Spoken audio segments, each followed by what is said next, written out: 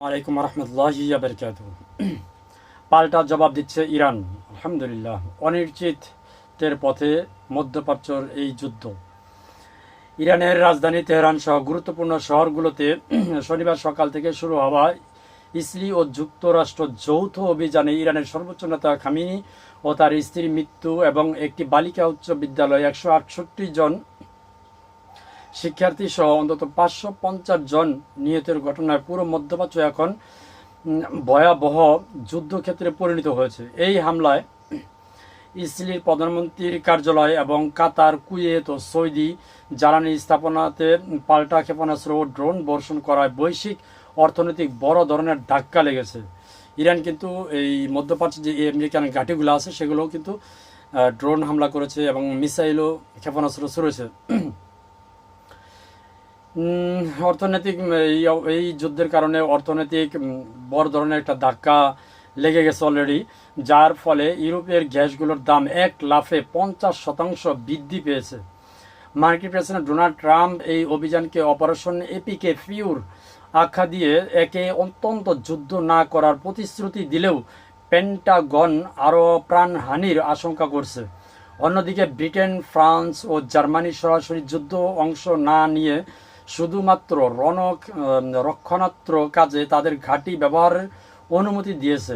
বর্তমানে মধ্যপ্রাচ্য 12টি দেশে ছড়িয়ে পড়া এই সংঘাত কেবল মানবিক বিপর্যয় ডেকে আনেনি, বরং গত কয়েক দশকে স্থিতিশীলতা ভেঙে দিয়ে পুরো অঞ্চলকে এক অনিশ্চিত ও দীর্ঘমেয়াদী সংকটের মুখে ঢেলে দিয়েছে। আমার মনে হচ্ছে এই যুদ্ধটা অনেক দিন লাগাতার চলবে। শুনছেন তো ইরানের যে কঠোর অবস্থান, যে যুদ্ধ লাগাইছে তারা। এই যুদ্ধ কখন, কবে, কোথায়, কিভাবে শেষ হবে এটা নির্ধারণ করব আমরা। অর্থাৎ খামেনি সাহেব যে মারা গেছেন এটা নিয়ে দুয়াশা আছে, মারা গেছেন কি মারা যাননি এটা নিয়ে অনেক দুয়াশা আছে। আমি আরেকটা ভিডিওতে ইনশাল্লাহ বলবো। তো এই মৃত্যুর প্রসঙ্গে সবাই ক্ষিপ্ত হয়ে গেছে এবং এটা আসলে কি বলবো, এই যুদ্ধটা পুরা মধ্যপ্রাচ্য জুড়ে এখন খুবই একটা ভয়াবহ অবস্থা শুরু হয়ে গেছে। ইভেন ইরান ইসরায়েলের প্রধানমন্ত্রীর কার্যালয় সহ বাসভবন সহ হামলা চালাইছে। এতে ইসরায়েলের যে প্রেসিডেন্ট আছে নিহু, তিনি বেঁচে আছেন কিনা মারা গেছেন এখনও কোনো সংবাদ পাওয়া যায়নি। তবে অনেকে দাবি করছেন মারা গেছেন। তবে ইসরায়েলের গোয়েন্দা নেটওয়ার্ক কিন্তু অনেক শক্তিশালী, আপনারা জানেন। তো সেই গোয়েন্দা নেটওয়ার্কের মাধ্যমে যদি জানতে পারে তাহলে হয়তোবা সেখান থেকে সরে গেছেন, তাহলে বেঁচে গেছেন।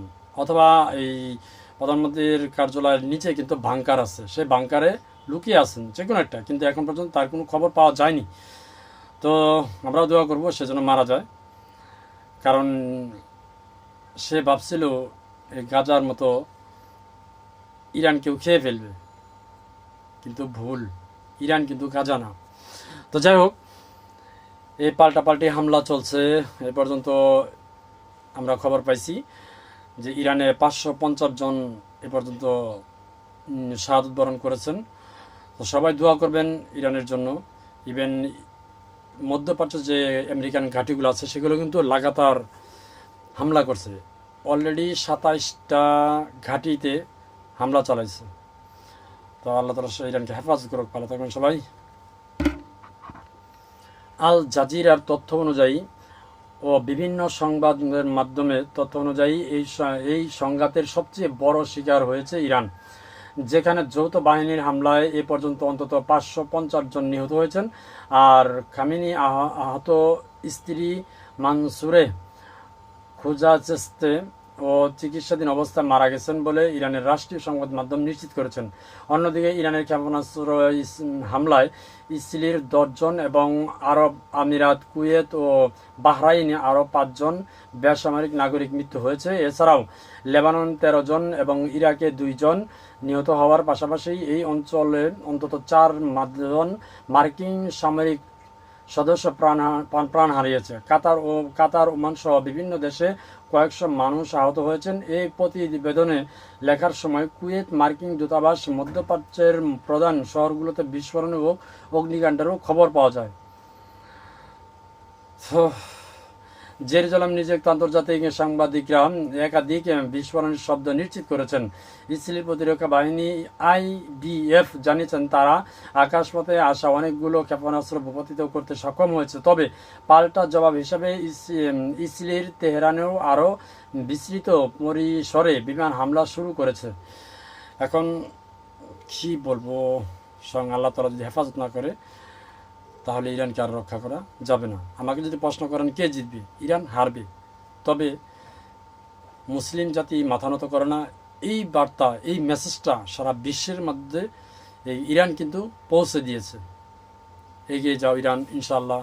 আমরা হয়তো কিছু করতে পারবো না, দোয়া করব আমি আমার ব্যক্তিগতভাবে। ফি আমানিল্লাহ। আসসালামু আলাইকুম।